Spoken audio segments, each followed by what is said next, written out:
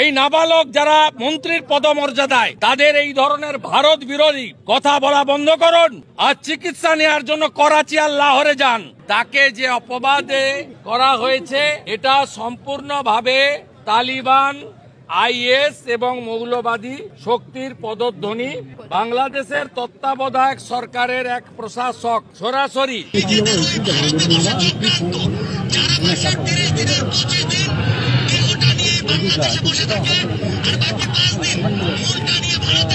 এই প্রশাসককে বলতে চাই, নুন আপনার আছে, আয়োডিনটা ভারতের। আমি এখান থেকে দাবি করছি ভিসা 100% স্টপ করুন, বাকিটা আমরা বর্ডারে করব সোমবার থেকে। ৭১-এর মুক্তিযুদ্ধ যার বিজয় দিবস আজকে ১৬ই ডিসেম্বর, সেই বিজয় দিবসে প্রাক্কালে ভারতীয়দের যোগদান অবদান, ভারত সরকার, ভারতবাসী, ভারতীয় আর্মি, বিএসএফ এর অবদান, এটা আপনারা কেউ চেষ্টা করলেও মুছে ফেলতে পারবেন না। কয়েক কোটি এবঙ্গে যারা আছেন তারা ধর্মীয় উৎপীড়ন এবং দেশভাগের কারণে আসতে বাধ্য হয়েছেন।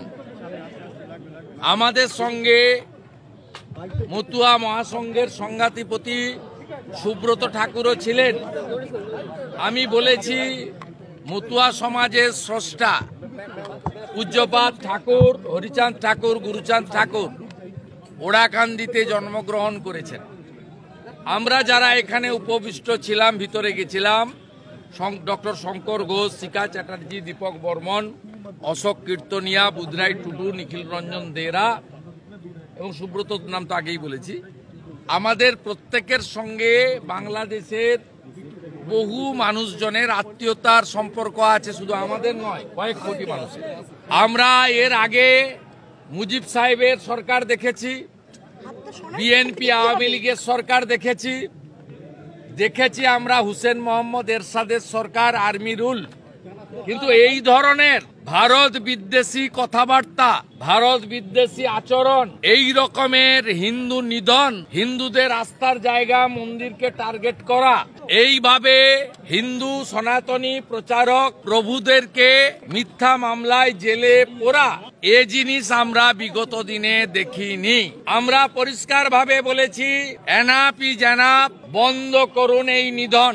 এবং আমরা বলেছি যদি না করেন এবং চিন্ময় কৃষ্ণ প্রভুকে মুক্তি না দেন, তার বিরুদ্ধে কোনো অভিযোগ নেই, অভিযোগ প্রমাণিত হয়নি। তিনি একজন বাংলাদেশের রাষ্ট্রবাদী বৈষ্ণব ভাগবত প্রচারক। তার যত বক্তব্য আপনি আমি শুনেছি, বাংলাদেশের জাতীয় পতাকাকে কাঁধে নিয়ে সেখানে তিনি মুক্তিযুদ্ধের পক্ষে, আমার মাটি আমার দেশ, বাংলাদেশ ছাড়ছি না ছাড়বো না স্লোগান দিয়েই করেছেন।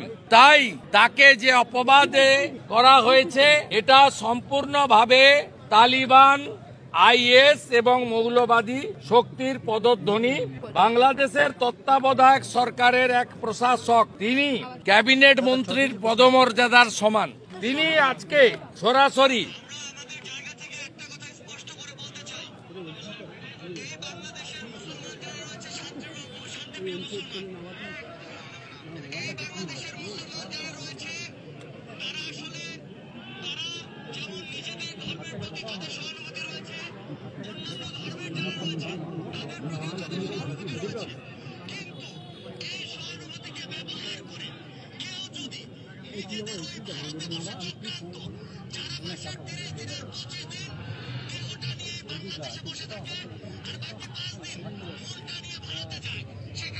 দেখুন, একজন দেশের প্রশাসক, তার দেশে কি হবে আমাদের জানারও দরকার নেই। তিনি একজন জাতীয় মন্ত্রীর পদমর্যাদা সম্পন্ন। তিনি, আমরা শুনিয়েছি, আপনাদেরও শোনালাম, তিনি সরাসরি ভারতকে আক্রমণ করছেন। এই প্রশাসককে বলতে চাই নুন আপনার আছে, আয়োডিনটা ভারতের।